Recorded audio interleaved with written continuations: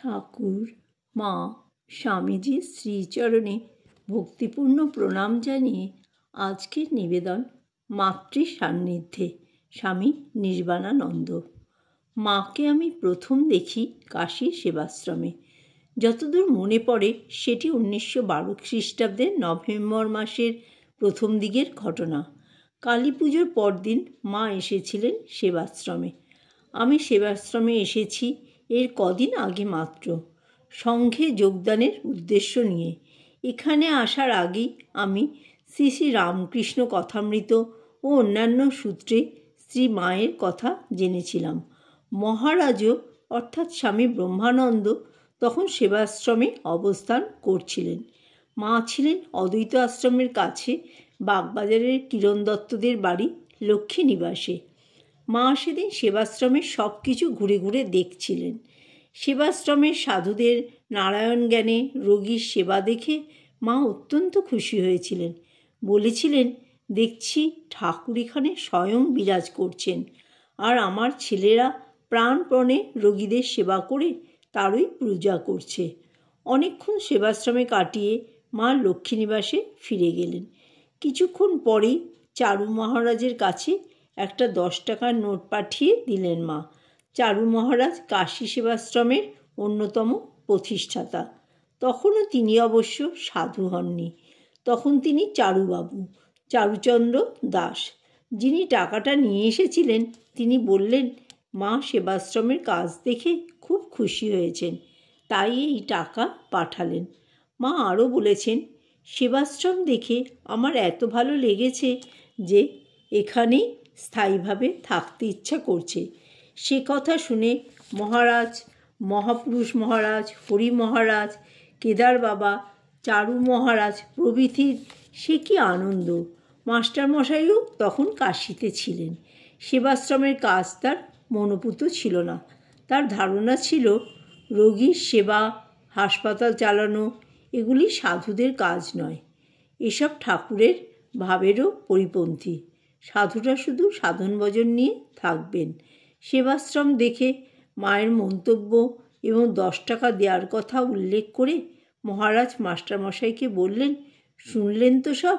মাস্টারমশাই বললেন, মা যখন বলেছেন তখন আর কি কথা, এসব নিশ্চয়ই ঠাকুরের কাজ, না মেনে উপায় আছে? মা সেবার কাশীতে বেশ কিছুদিন ছিলেন। মাঝে মাঝে অদ্বৈত আশ্রমে এবং সেবাশ্রমে তার পদধূলি পড়ত। মহারাজ রোজই সকালে লক্ষ্মীনিবাসে যেতেন মাকে প্রণাম করতে। সঙ্গে আমরাও থাকতাম কখনো কখনো। মায়ের সঙ্গে তখন কথা খুব বেশি না হলেও মা আমাকে যে বিশেষ স্নেহ করতেন তা টের পেতাম। 1914 খ্রিস্টাব্দের ডিসেম্বরের শেষে মহারাজের নির্দেশে সেবাশ্রম থেকে মঠে আসি। মা তখন উদ্বোধনে। মঠে ফিরে আসার পর মাকে দর্শন করতে উদ্বোধনে গিয়েছি। মঠে আসার আগে মাস 2 বন্যাত্রাণের কাজে কাশী থেকে পশ্চিমবঙ্গে এসেছিলাম।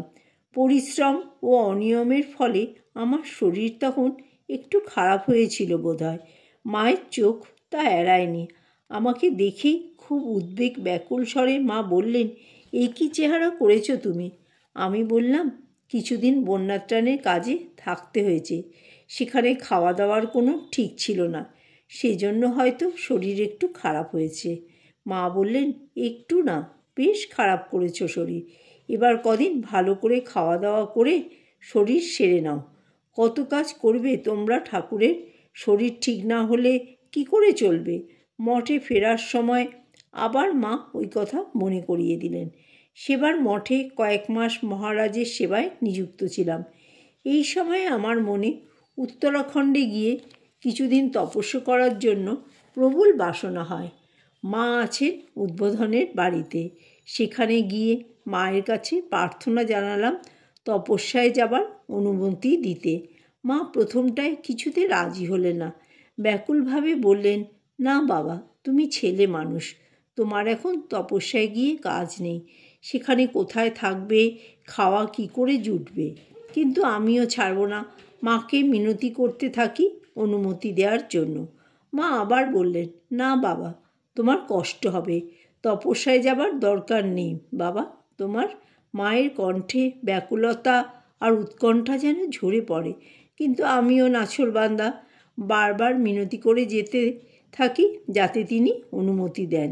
মা শেষে বলেন, আচ্ছা বাবা, তপস্যার জন্য যখন তুমি এত ব্যাকুল হয়েছ তখন বলি, তুমি বাবা কাশী যাও, সেখানে সেবাশ্রমে থাকবে আর বাইরে ভিক্ষা করে খাবে, অন্য কোথাও আর যেও না।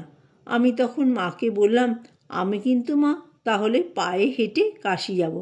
মা প্রথমে তাতে রাজি হননি, পরে আমার মিনতিতে রাজি হন। বিদায় নেবার আগে মা আমার মাথায় হাত দিয়ে বললেন, খুব আশীর্বাদ করছি বাবা, তোমার সিদ্ধি হোক।